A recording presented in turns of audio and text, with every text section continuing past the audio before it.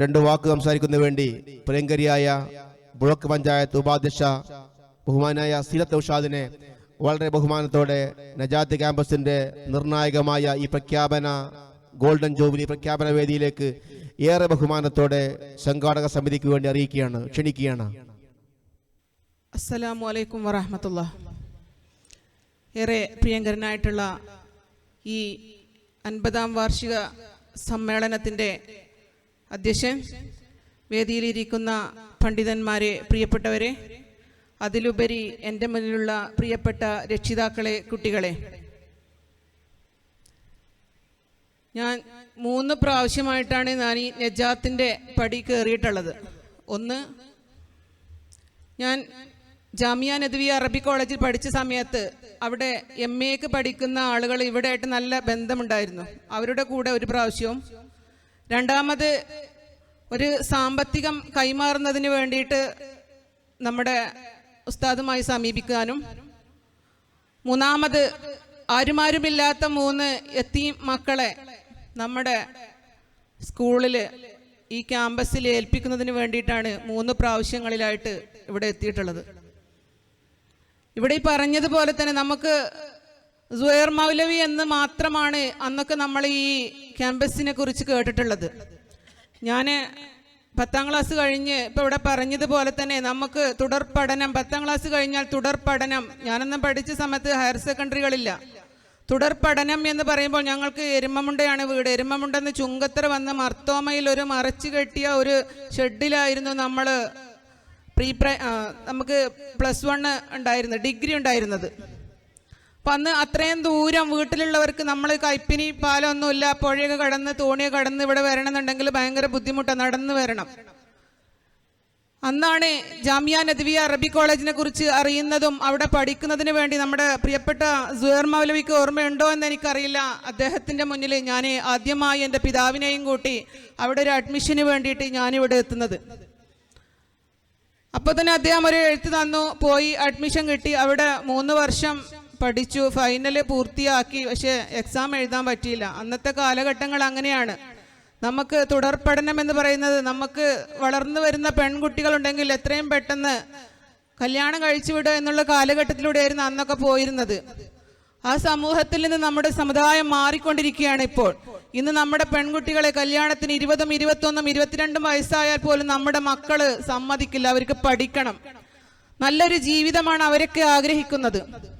നമ്മുടെ നജാത്തിനെ കുറിച്ച് പറയുകയാണെങ്കിൽ, നമ്മുടെ ഇവിടെ പഠിച്ചു വളരുന്ന മക്കള് ഏറ്റവും ഉന്നത വിദ്യാഭ്യാസത്തോടു കൂടി തന്നെ ഇവിടെ പറഞ്ഞു കഴിഞ്ഞു. നമ്മുടെ ഇന്ത്യക്കകത്തും പുറത്തും ഒരുപാട് മേഖലകളിലായിട്ട് ജോലി ചെയ്യുന്ന ഒരുപാട് കുട്ടികൾ, പടച്ച തമ്പുരാനെ ഈ ക്യാമ്പസിന് വേണ്ടിയിട്ട് അവർക്കൊക്കെ പ്രവർത്തിക്കാൻ കഴിയട്ടെ എന്ന് ഈ വേദിയിൽ ഞാൻ ആത്മാർത്ഥമായി പ്രാർത്ഥിക്കുകയാണ്. പ്രിയപ്പെട്ടവരെ, നമുക്കറിയാം, നടന്നു പോകുന്ന വഴിയിൽ നിന്ന് മുള്ളു നിൽക്കുന്നത് സുന്നത്താണെന്ന് പഠിപ്പിച്ച തിരുമേനി, അയൽവാസി വിശന്നിരിക്കുമ്പോൾ വയറു നിറച്ച് ഭക്ഷണം കഴിക്കുന്നവൻ നമ്മിൽപ്പെട്ടവനല്ല എന്ന് പഠിപ്പിച്ച തിരുവചനം, ലാ ഇലാഹ ഇല്ലല്ലാഹ് എന്ന തൗഹീദ് നിലനിർത്തിക്കൊണ്ട് പോകുന്ന നമ്മുടെ സമുദായം, എല്ലാവർക്കും കൂടി നമ്മുടെ ഈ ഒരു ക്യാമ്പസ്, ഇവിടെ നിന്ന് വളർന്നു വരുന്ന മക്കള്, നമ്മുടെ രക്ഷിതാക്കൾക്കും നമ്മുടെ സമൂഹത്തിനും സമുദായത്തിനുമൊക്കെ നല്ലൊരു മക്കളായി വളരാൻ നമുക്ക് ഏവർക്കും പ്രാർത്ഥിക്കാം.